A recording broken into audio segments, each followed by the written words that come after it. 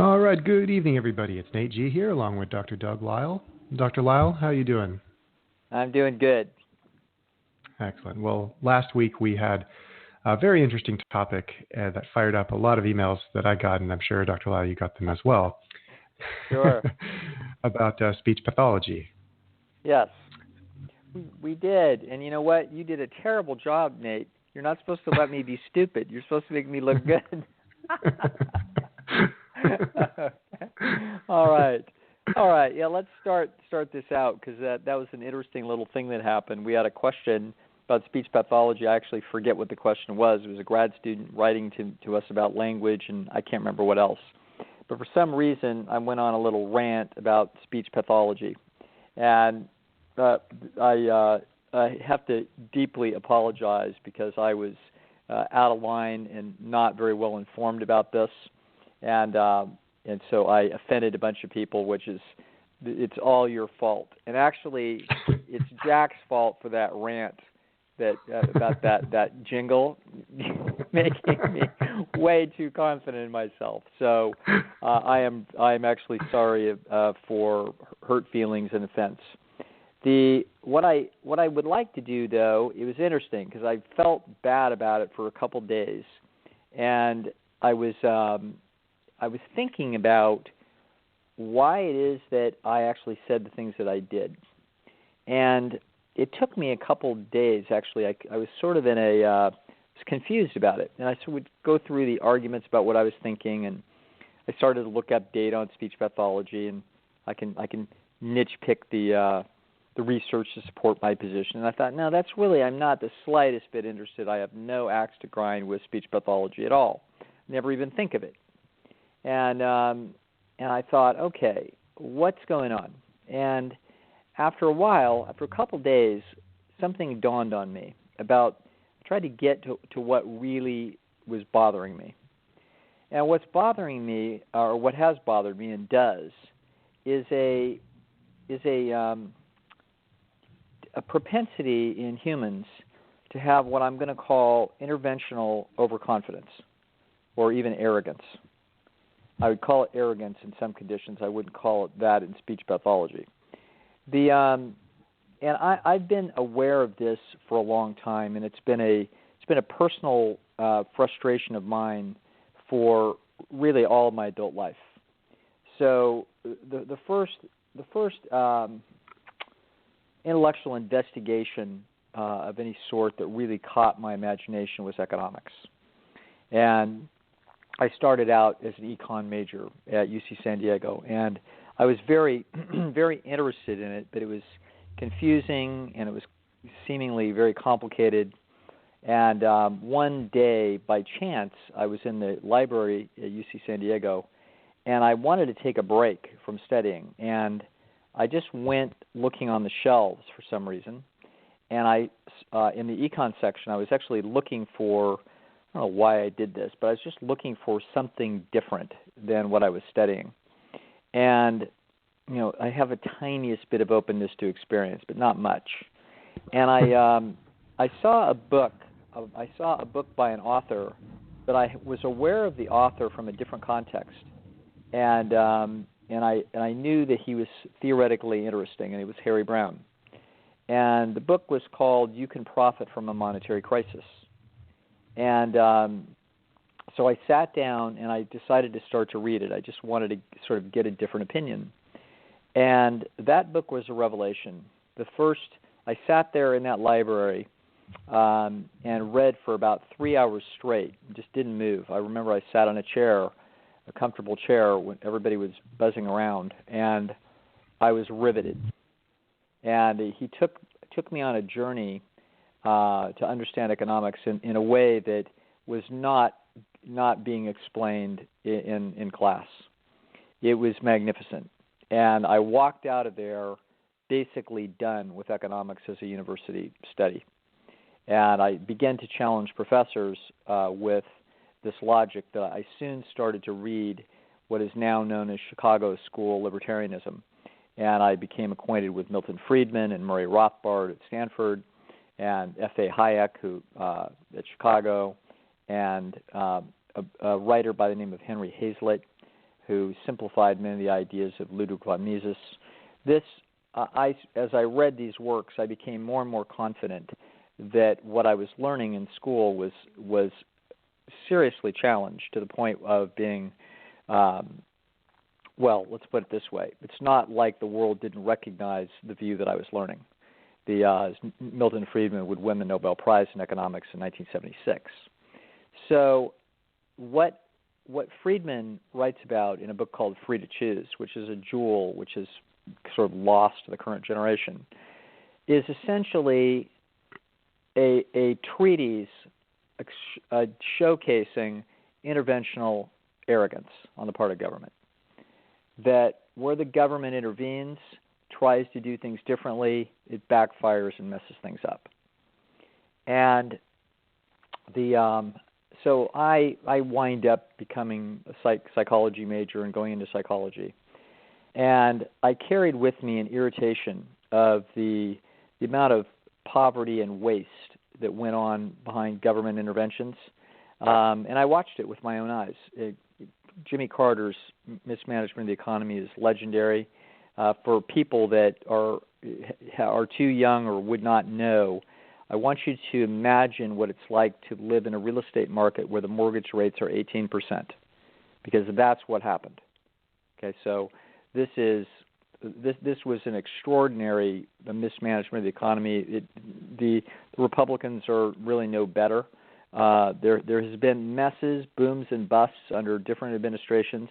These are not a derivative of free market processes. These are a derivative of government interventions that wind up causing bizarre distortions in free markets. The last boom and crash that if you watch The Big Short, which is a movie that I loved, this was not caused by Wall Street. So The Big Short did not tell the story as beautifully as it told the story of the individuals involved. It was incredibly fun, and I loved the movie, but it did not tell the truth. They blamed Wall Street greed and corporate greed. It had absolutely nothing to do with Wall Street greed. This was a derivative of the United States government, and particularly the Clinton administration, and then it was signed off also by the Bush administration after this, about trying to have the lower class citizens in our country have access to low interest loans to get houses. And this doesn't make any sense.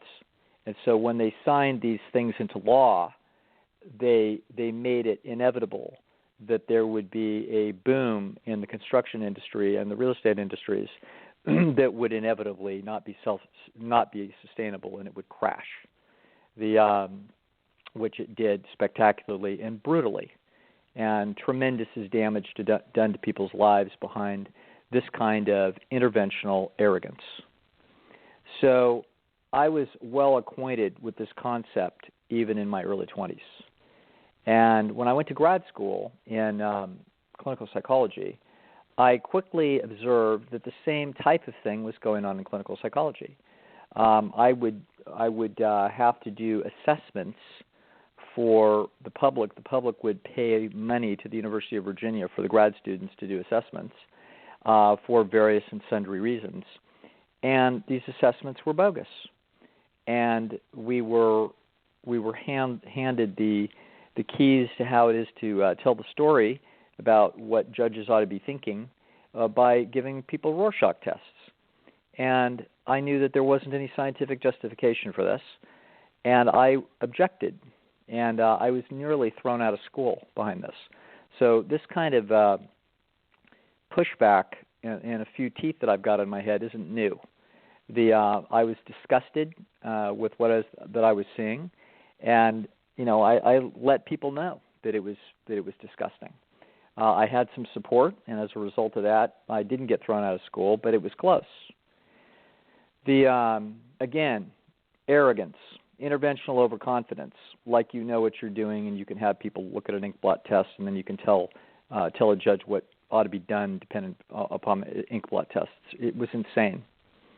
Anyway, that continues on to this day, by the way. So despite the fact that this has been absolutely shredded by science, it continues. So I remember a conversation I had with Dr. Alan Goldhammer sometime in my grad school career. when I was so thoroughly disgusted with many of these things. And I said, this is the biggest ripoff and most disgusting thing that there is. And Alan said, it's not even close to what's going on in medicine. So my next investigation of the world was what would wind up being medicine. And if you look at the problems of medicine and you look at the landscape of human problems, you're looking at the number one and number two problems for health in the United States are vascular disease, number one, and cancer. And supposedly the professions that are supposed to be there at the top are going to be the sub-professions of medicine are going to be cardiology and oncology. Now, what I want to point out is that my objections are never with the foot soldiers. It's with the generals. It's with the way the thing is set up, the policy, the procedures, the education, the textbooks, etc. It's not the foot soldiers. I have no specific beef with a specific cardiologist who's doing what it is that he or she was taught. However, today we know that the stents are useless, and yet that's what people are still being pushed to have these things put in. They put people's lives at risk by doing angioplasty on a routine basis, and yet we know that there's no net benefit. It turns out that the statin drugs are pretty brutal, and the net benefit is absolutely not demonstrated scientifically, and yet these are widespread, pushed on everybody. That's cardiology. It doesn't mean that there aren't a lot of good things in cardiology, just as there aren't good things in speech pathology, and just like there aren't good things in clinical psychology. There are. But the overconfidence, the arrogance that goes with intervention can be extraordinary.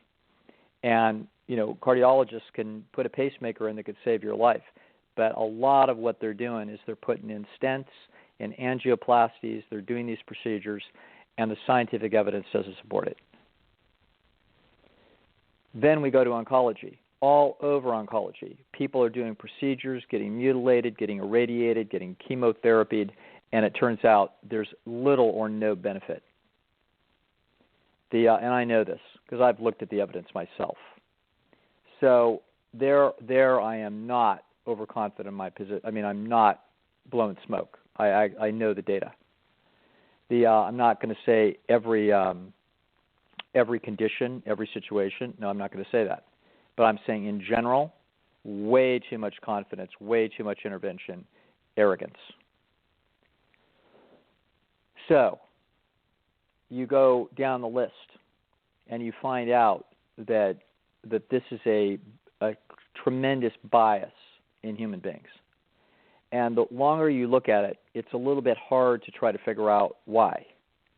And I actually wrote an article for Health Science Magazine over 20 years ago called Looking for Health in All the Wrong Places, where I explained that everybody's trying to do something when what they need to do is quit doing things. That everybody's trying to add a procedure, a pill, surgery, drugs, vitamins, and what they need to do is get the crap out of their diet and exercise, sleep, and get some sunshine. That's what they need to do. And so the interventional bias is tremendous. At that time, I had actually read that it was difficult to condition a pigeon to peck a light if the light would go from light to dark in order to get a reward. I was fascinated by this. And it made me think that possibly in nature, animals could have a bias towards action as opposed to inaction. The longer I thought about this, I thought about that wasn't true. I actually had thought it was true at the time, and after time, I considered that to be a mistake. I think that was a quirk of pigeon psychology, that when light flutters on a bird, on a bug, then it's more likely that it's picking up a bug as opposed to when something goes from light to dark. So I think that was a bias specifically to that specific organism and that specific sensory event, not a general bias towards action versus inaction. The notion of a general bias of action versus inaction doesn't make any sense evolutionarily, and I dismissed it a long time ago. However, what remained in me was an annoyance for what it is that I considered to be a very strong bias towards intervention versus inaction, in spite of evidence that would go against it. And I believe that I understand why. And I believe that the reason is that you're going to find this all over medicine. You're going to find it in psychology. You're going to find it to some degree in speech pathology. I mean, let's not single these people out, for goodness sakes. We're looking at human nature, and we're looking at how people do things. We're looking at politicians and economics, intervention, do something. Okay? And I believe the reason is system dynamics. I believe that you are given more credit for having tried and doing something than not doing something.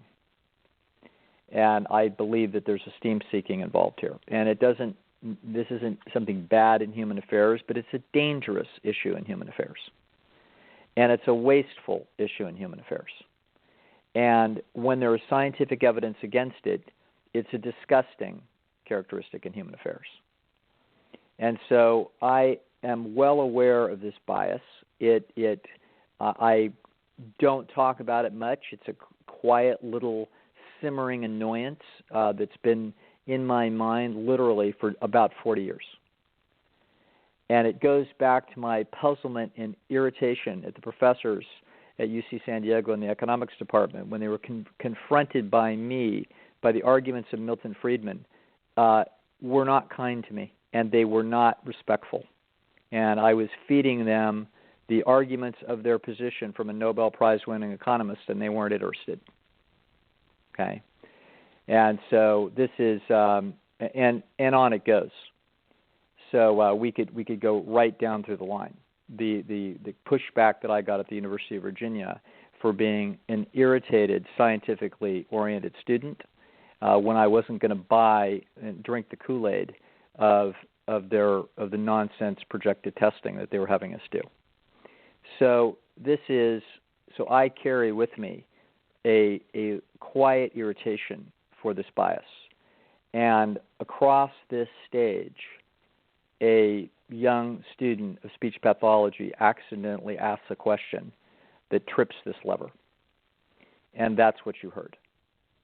So my apologies that I went off and I was irritated. And I went on a roll, and those poor folks just happened to get my shrapnel. But that's actually not what I was aiming at, because I never even think of them and their problems. In fact, whenever anybody has ever told me they're a speech pathologist, I know what kind of work that looks like, and I know it's hard work, and it's dedicated work, and it's humanistic work, and I actually don't have any negative feelings about it. But if you hit me with this, the first things that come up is I've had a bunch of people that were sent to speech pathologists that didn't need it. And I've had a quiet irritation about, there it is, intervention overconfidence. And so that is the reason. I apologize for that outburst, but but now I understand better where it came from myself, and this is where it comes from. It comes from my quiet personal annoyance that the world isn't using its knowledge more effectively to help people, that they, in fact, unfortunately, human nature seems to have a limitation of the ability to use knowledge because they have a bias for attempting to get credit and status by doing things when they should leave things alone. All right. Wow, Dr. Lisle, thank you very much for that statement. Very good. All right. Okay. So let's move on to some questions, and we'll get back to business, and we'll all try to learn something. All right, fantastic. Well, we've had a caller on hold here. We've got two callers, so we're going to go with the very first caller who called in. Dan from New Hampshire, welcome to the show. Very good, hey, Dan. How's it going? Good. Hey. What's up, and what's happening, Dan? Hey, well, first of all, I'd just like to say that I actually called in about a half a year ago, and you had said something that was very interesting to me about, you probably don't remember, but I was wondering, what's the whole point of life if it's just, gene reproduction and all that. And I was a musician and, all that stuff. And you would put it in terms of try to have as many kind of small victories on a daily basis as you can, and don't put all your eggs in that basket, because if it doesn't work out, you're going to spend your whole time just toiling it away at some goal, and it might not work out. And even if it does, it's just a fleeting bit of pleasure instead of a sustained kind of happiness. And that's actually really changed a lot of my life. And reading The Pleasure Trap has gotten me over a terrible eating disorder that I had for the past 4 years. And I recently lost like 22 pounds, probably since the last call. So I appreciate all of that. Yeah. But that has nothing to do with my call today, unfortunately. All right. So I'll kind of get to it. Mine is more of a relationship / anxiety type question. So I got in my first real relationship. I'm 27, and just this past 4 or 5 months, I had been dating a girl who, while we were dating, I had kind of been picturing, well, you know, this girl isn't like me. She's not artsy and creative and all these things that I expected I'd have in a partner, but was still, you know, an awesome girl in her own right. But for whatever reason, I was just hung up on the idea that she wasn't exactly like me, or like this dream woman, or, you know, creative player type thing that I had thought I'd ended up with before I'd even known her.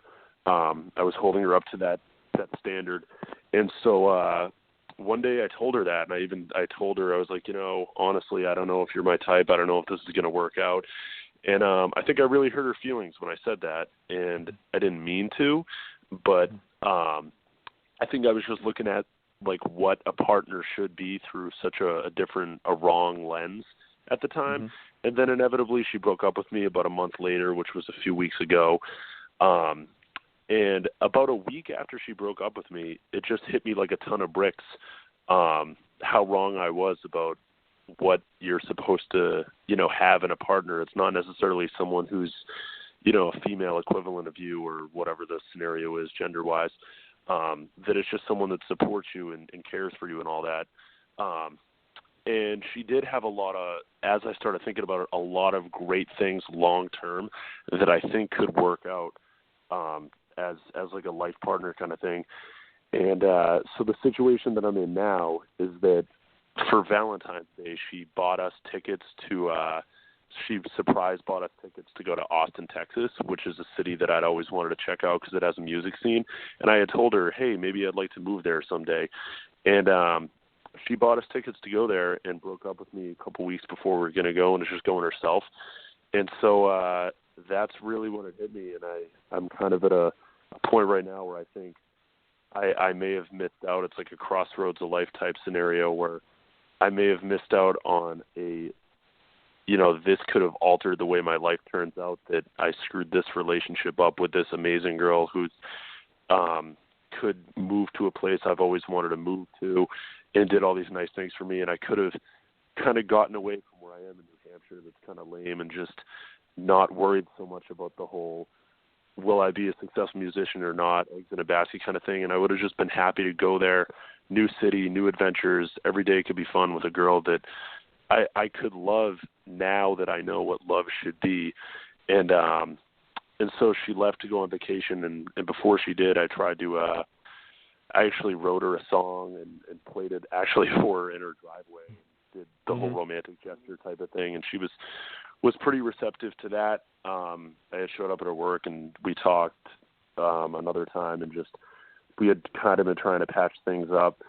But then she went on this vacation anyway, and had mentioned, and this was all, again, few weeks after we broke up, went on the vacation anyway and just told me during the vacation that she needs her time to think and all that. And but I was still pressing to go on it with her, and she had said no, she needs time to think. And then when she was down there, she started kind of making some posts that I on social media that I took as, oh my God, she's over me, she's clearly looking for another guy type of thing. Just, you know, showing off. She's at the gym, you know, making some vague statuses, and she's not even drama-y. So it just struck me as she's kind of moving on.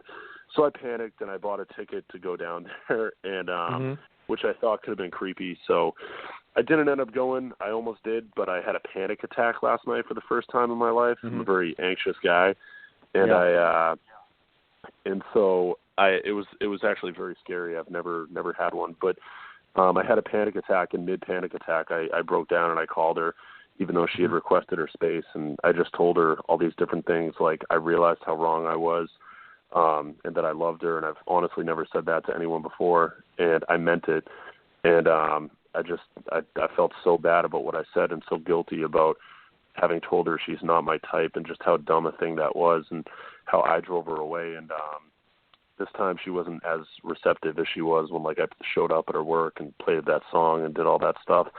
And now I'm just I've thought about it from a lot of different angles, and I know there's a lesson probably in there somewhere that I can take this experience and learn how to better handle myself for the next girl.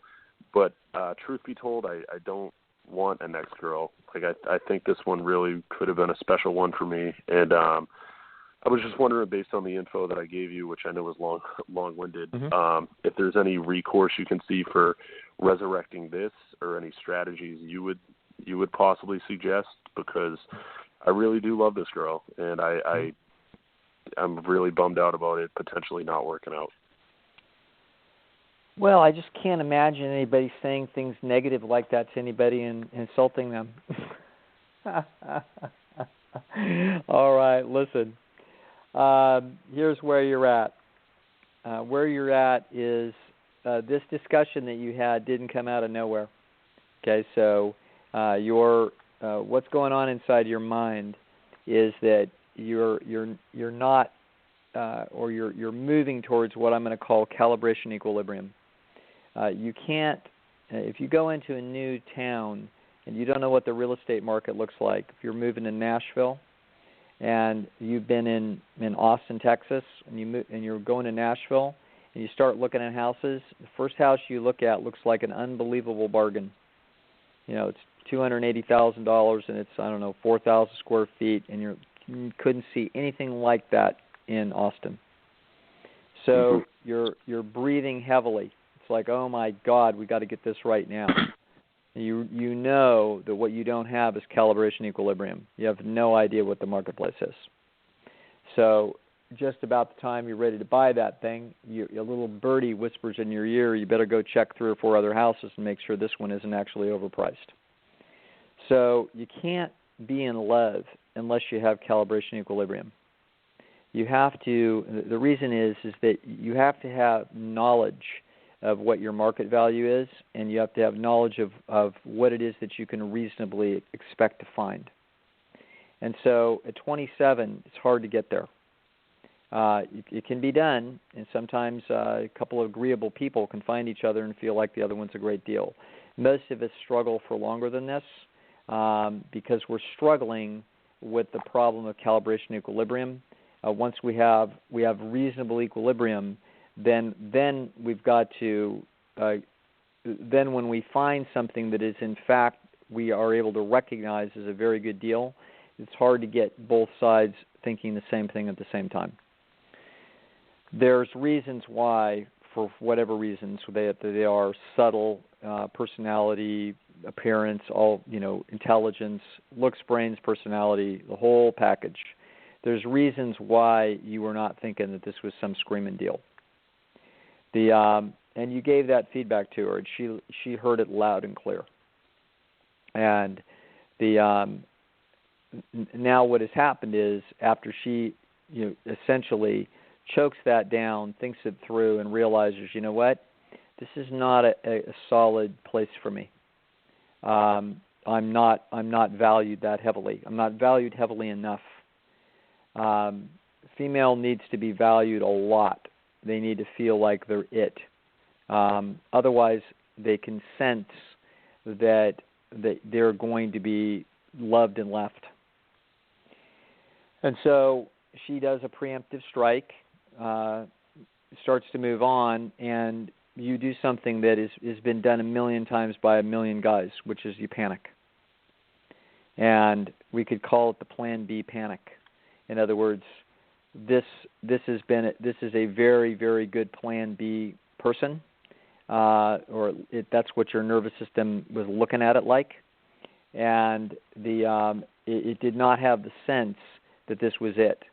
Now that the rug got pulled out from under you, this is actually the the writer Robert Ringer calls this the boy-girl theory, and that is that when it gets taken away, you panic.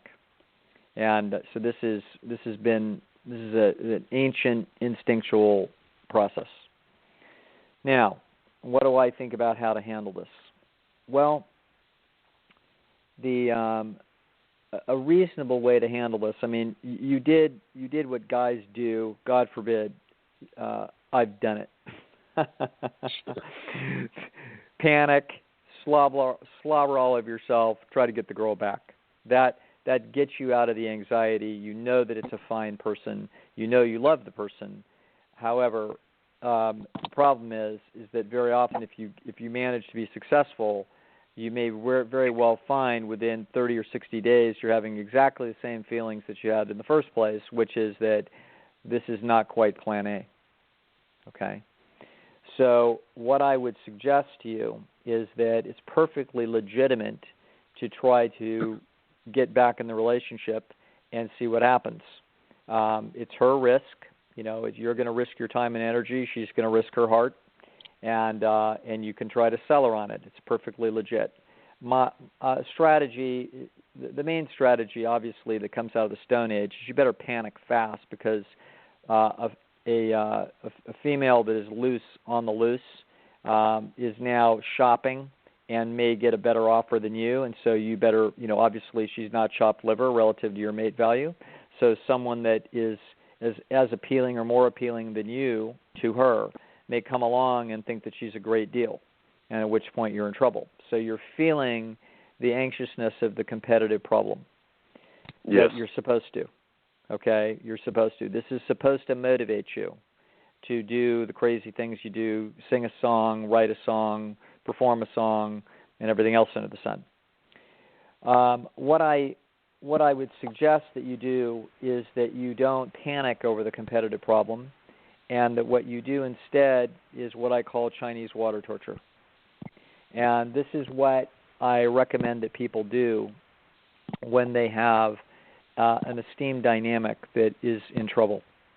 So if you and your dad have a falling out and there's bad blood for a while, and you want to fix it, what you do is Chinese water torture. Chinese water torture is you drive people crazy by dropping water on their forehead. It's like that's just from the movies, I don't know what it really is. But I call this Chinese water torture. In other words, we're going to drip good feedback on people. And we're going to drive them crazy with it. In other words, we're going to make it, what we're signaling to them is, you've got to steam with me. You've got to steam with me. You've got to steam with me. You've got to steam with me. You've got to steam with me. Okay? And this is what we're dripping on them. We don't have to go crazy. We don't want to be, you've already, tried to strike bold and quickly to try to grab her back and drag her back. It's turning out that's not working. I'm sure she was glad to see it, but she's suspecting that this is the equivalent of an extinction burst from an addictive or classically conditioned process, which is more or less what it is. And so what we want to do instead is be prepared for like a Roman siege, okay, where we're going to send her communications, and those communications might want to be coming at intervals that make some degree of sense, that respect some space, and that, about every week we're sending some kind of a communication that says about how we were thinking about her, what we were thinking, et cetera, and why she's valuable. It could be an email, could be a letter, a card with a Hallmark card, et cetera.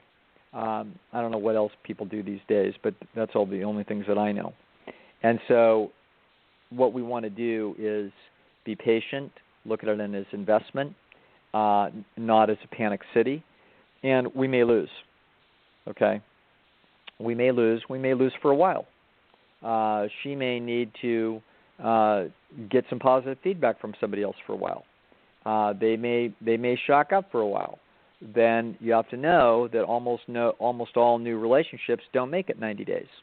They crash and burn somewhere along the line. That's how they work.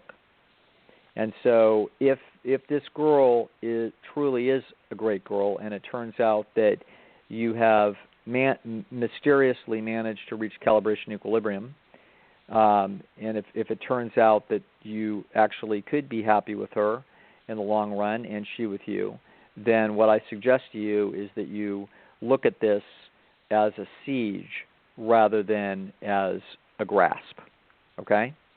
And just use your creativity and always be at it with humor and be at it with love, and send those messages, and we're going to see if we can wear down her very well-considered defenses against you, okay?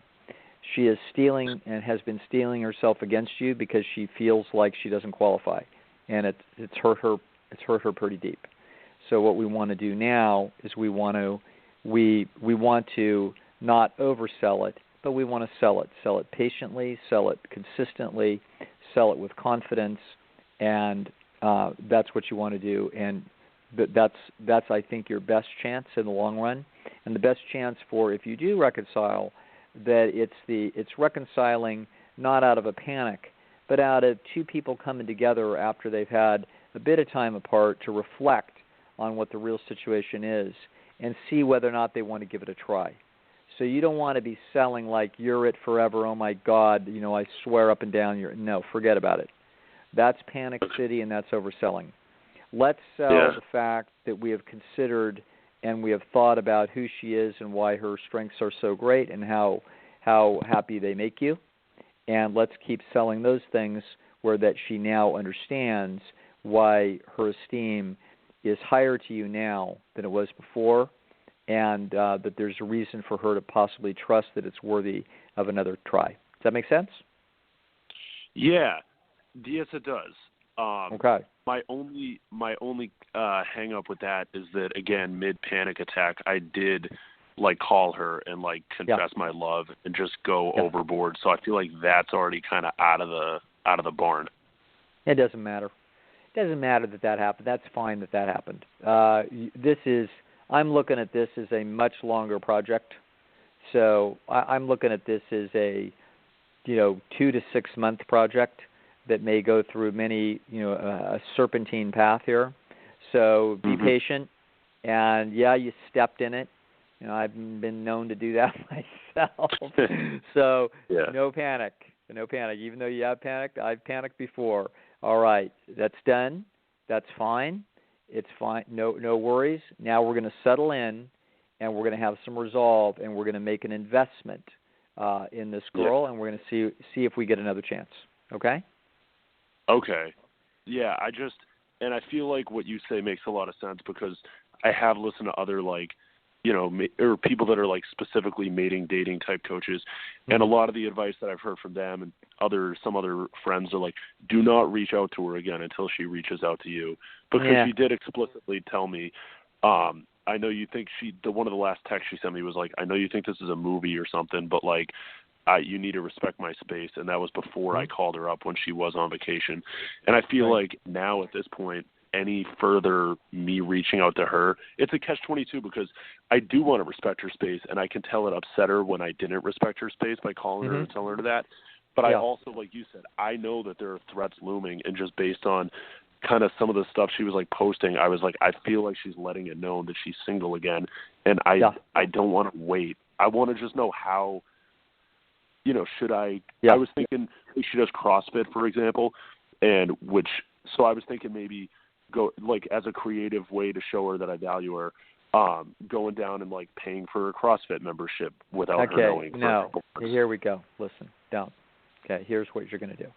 You're going to have to deal with the fact that you're going to have competitors and she's going to need to market test.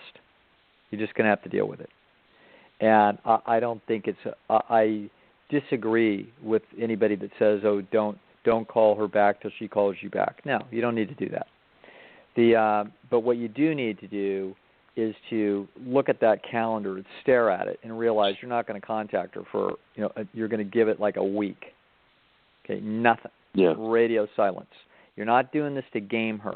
You're doing this to display that you've got some emotional stability and that you are respectful of her space that she asked for.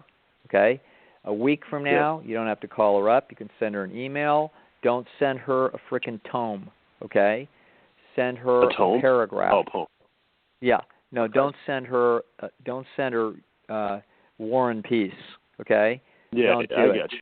Send her a paragraph that says, a modest-sized paragraph that explains, that you've been thinking about her and her strengths and how wonderful she is, blah, blah, and hope you can meet up again sometime soon just to say hello, okay? Done. That's what we're going to do, okay? And then we're going to do it a week later, and then we'll do it a week later after that, okay? So even if she doesn't get back? Even if she doesn't get back to you. This is Chinese water torture, okay? So we don't need them to do anything. We keep landing esteem cues on them, and we see if we can crack the coconut open, okay? Yeah. That's what we do. So no gestures, like, and as far as like what type of signals I should be giving off, like for example, like on my social media or whatever, like it's cool to like don't be posting songs about how sad I am about her. Or no, like for God's sakes, no. Yeah. Move on with your life. Otherwise, your job is to invest once a week a really, really good drop of love and esteem on her head. That's what we do. Yeah. Okay? After about 3 weeks, first we do that. If she gives you the cold shoulder behind those things and there's no contact, you certainly don't pick up the phone and panic on it. You're going to wait a couple of more weeks. We're just going to do Chinese water torture. I wouldn't be picking up a phone to talk to somebody for 6 weeks. That would be indicating a lot of respect, giving them some space, not crowding them, letting them do their own thing. Okay? So that's what I'm going to recommend. Okay, listen, I'm going to move on to some other questions. This was a very good call, and thank you. Thank you for calling. Good question. Dan, thank you very much for the phone call and for the great question. All right, so we got room for maybe one or two more questions from listeners. Okay. Dear Dr. Lisle, I have a dear friend who's addicted to alcohol. He's drinking every day, all day, begins in the mornings, most days with straight vodka. He's also doing other things like cocaine, pain pills. And I'm watching him start to slip up more and more. He collapsed recently and was taken to the ER. They fixed him up, fluids back to normal, hydrated, and they told him he'd better stop drinking because his liver's in trouble. He's only 36 years old. Anyway, 6 months ago, he began admitting to these addictions. He says he knows he has a problem, but he just can't stop. This was encouraging to me as in the past, I could never discuss this subject with him. Isn't this a good sign? He won't go to rehab. He's attended a couple AA meetings, but he didn't really want to continue. And he says he's going to try ayahuasca, which I've heard positive things about concerning overcoming addiction. But he can't even stop drinking long enough to detox and prepare for that ceremony. My question is, what do you do when you see a friend slipping away like this? He has a young boy and is running a business. I don't want to see him get in a drunk driving accident and hurt someone, especially his son. What's the best approach to attempt to help your friend in a situation like this? And is there anything I can do? Wow. Very good question, heartfelt letter, well considered, and when you hear situations like this,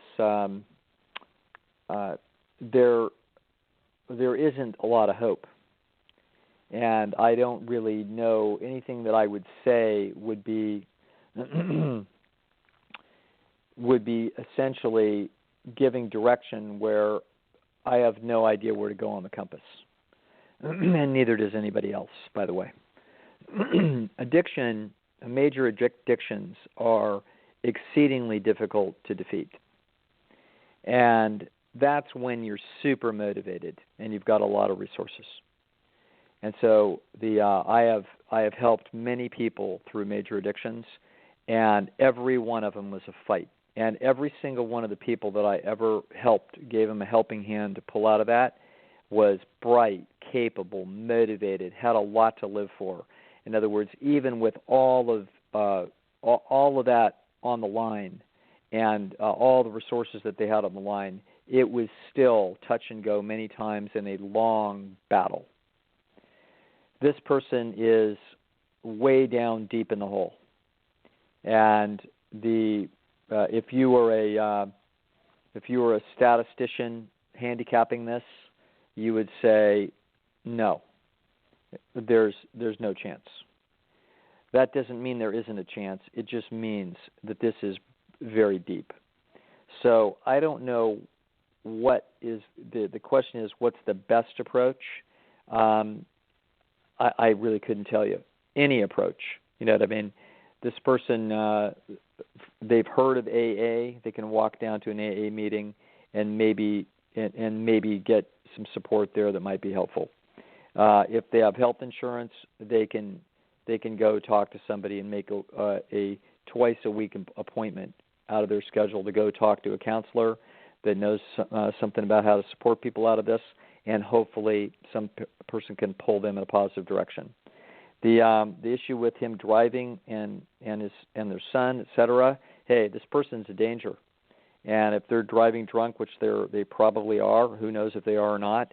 I mean, they just are, and I don't know. There may be people listening that in law enforcement that might say, hey, this is what you could do. You could call and blow the whistle on them. I don't know. I don't know what to do about this.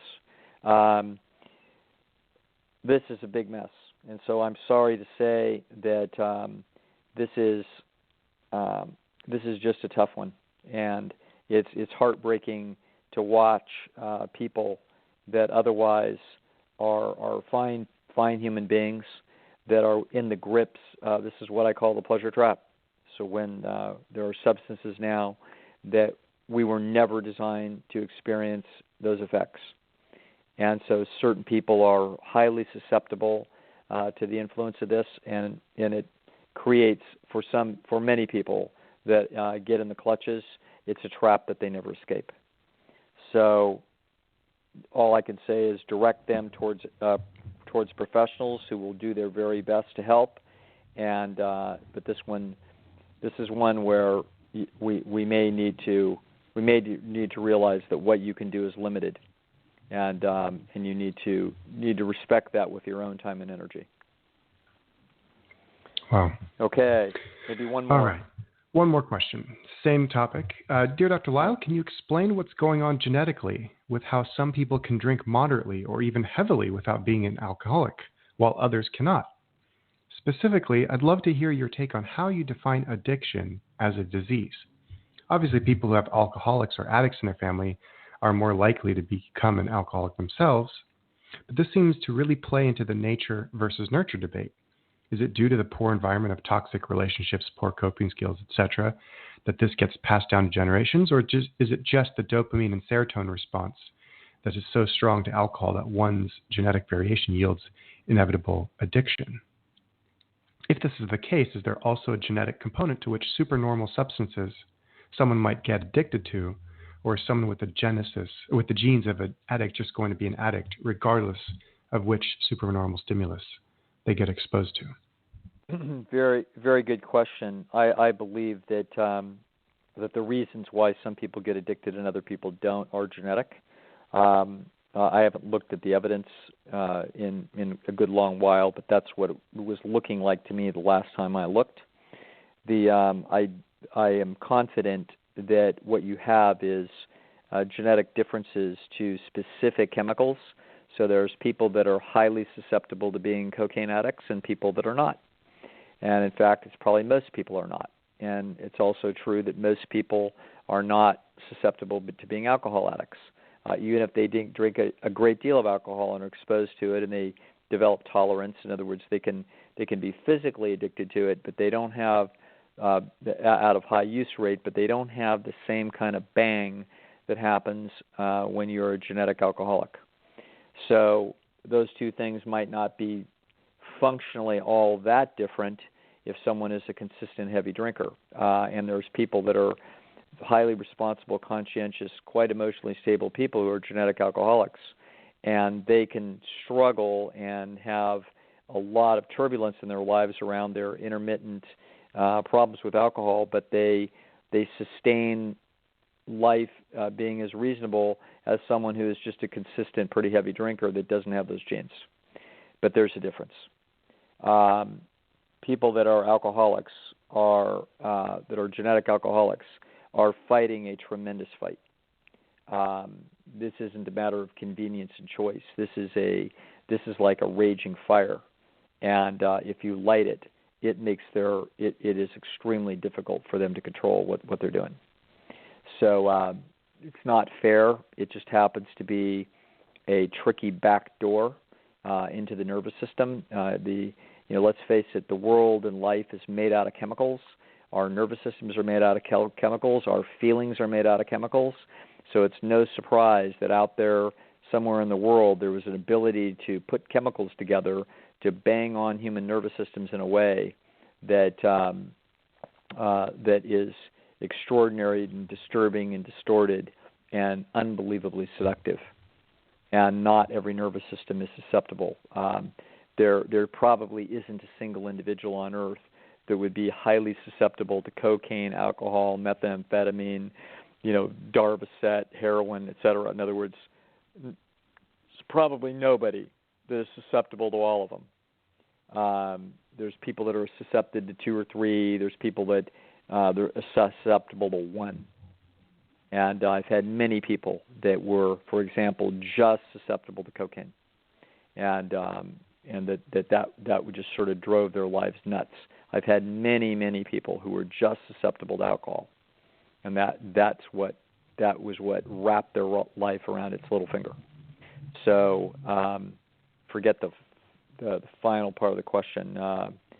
I think that's what it was. That right there. I don't believe that there's such a thing as, quote, just a flat out genetic personality. I think that what there's people that are more open and experimentative, and people that are lower in conscientiousness, and people that are more emotionally unstable. All of those things are going to make them more impulsive. And if you add that to the fact that they've got some genetic susceptibilities, that's a addictive personality, but it will not cross the gamut of all substances. It will be they will discover in their openness, they will try it all, and they'll find out that they've got intense favorites, and that's what they'll wind up being addicted to. So that's the name of that tune. Wow. All right. It's a tough battle in this modern world. Very tough battle. Very tough. Very, very much not fair. And this is one of these deals where, talk about beating the genes, you have to beat the trap the modern environment has maybe set for your specific genetic code. And if you find out that you've got an Achilles heel, one of the smartest things you can do is respect your limitations and understand that probably the very best thing that you could ever do is walk away from that and never look back.